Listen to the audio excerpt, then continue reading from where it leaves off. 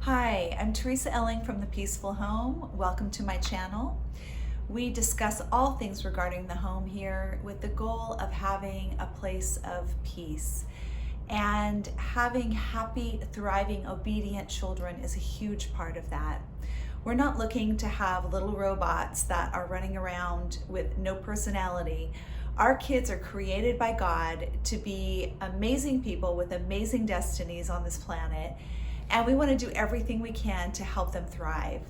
And if we ever did need them to be obedient in the sense of making sure that they are able to comply for their own safety, for the sake of peace in the home, it's through training. And training is so important. Training is the thing that changed my parenting completely and helped us deal with a strong-willed child.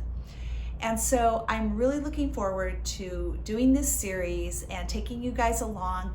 I'm going to go through different parenting scenarios, and I would encourage you, if you're having something like I just went to the store with my kid and this is what happened and I had no idea what to do, comment below and let me know, and I will try to address some of those specific things and give some advice there. This is kind of a follow-up to one of the first videos I did during sheltering in place on what to do when your child won't obey.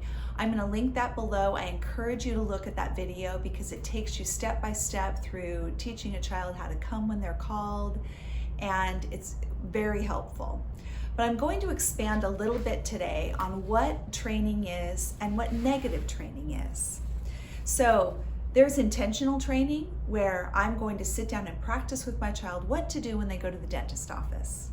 And then there's unintentional training, which is I tell my kid not to turn on the TV, but they do it anyway, and I just let it go. So I'm actually training them to disobey me and know that there won't be a consequence. So that's training too. Even though it really wasn't intentional and I didn't set out to give that message, that's what I did. So my definition of training, intentional training, is rehearsing an action or response so that your children know what is expected of them and they're able to comply. We practice with positive, sometimes negative reinforcement to help our children know. And we do want to get an automatic response. So especially with something like come here or stop, we want, for our children's safety, we want to be able to tell them stop and know that they'll stop and not keep running into danger. Now, unintentional training, that happens whether we realize it or not, just kind of the basic law of humanity that we repeat whatever gives us pleasure, gets us what we want, and we avoid the things that get us things we don't like, some kind of consequence we don't want. We will avoid those things. So it's not really intentional, but we're all trained in one way or the other in social circumstances, in our relationships, at work, of what's appropriate and what's not, what we can get away with and what we can't.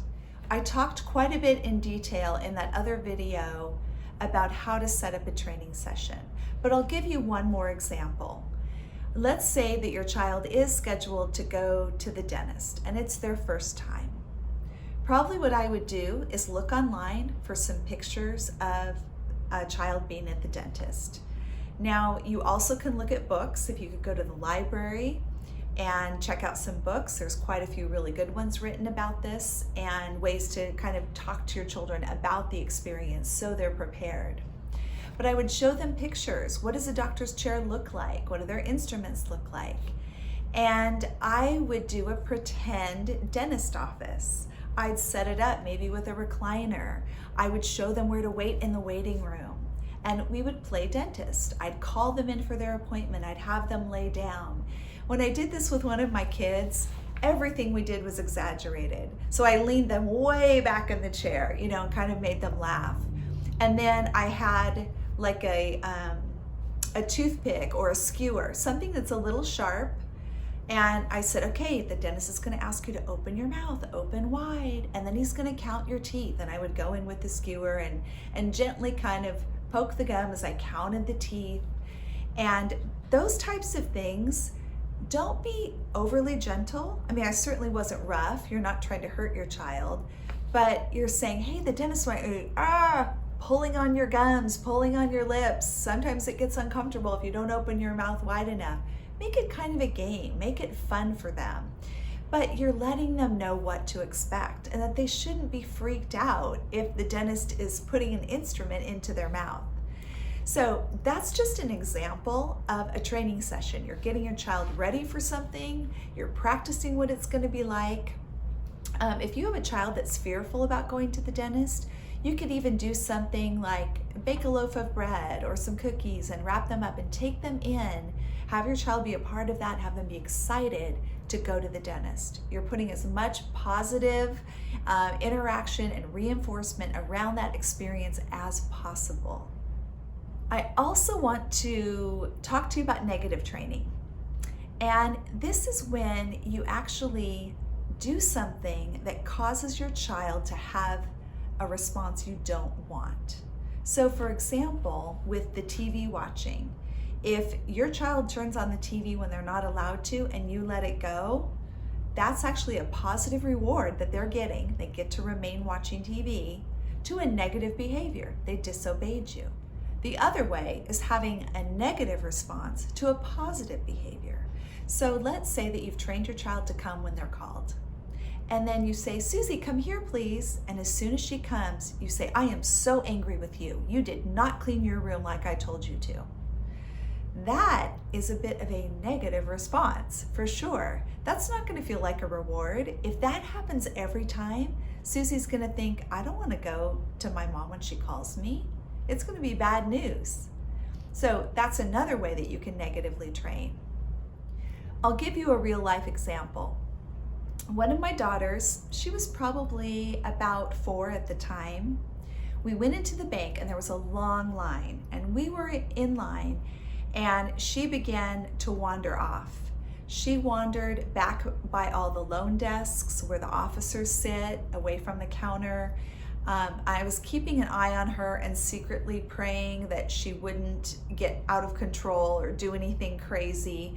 And she just continued to walk around people, but it was obvious that I didn't really have control of the situation. And then I called her right away. She didn't come. I started doing this, which is a separate thing you can train for, but I did that. She ignored me, went the other direction. I'm starting to sweat. I'm starting to feel the pressure in the bank of, oh no, this kid is doing whatever she wants to do. And then she starts walking behind the counter. And I'm thinking, and she's looking at me, I'm thinking, this is not good.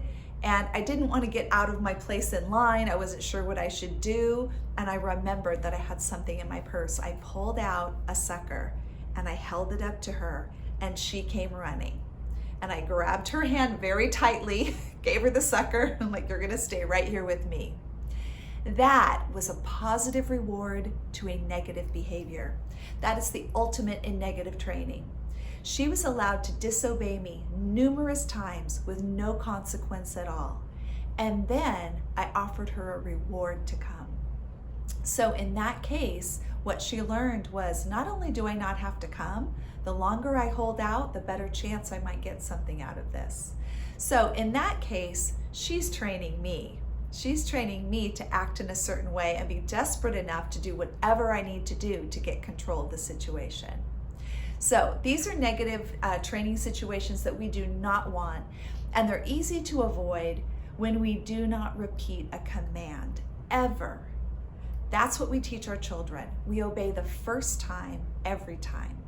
Now, I'm not talking about asking outlandish things of your children, and we'll talk about that more in the parenting series, but we're talking about basic commands that any parent should be able to ask of their child, and expecting a yes mom, a yes dad, and that they would obey. One of the keys to expecting your child to obey when you're out is that they're able to obey at home. That is the start of training. The training ground is at home.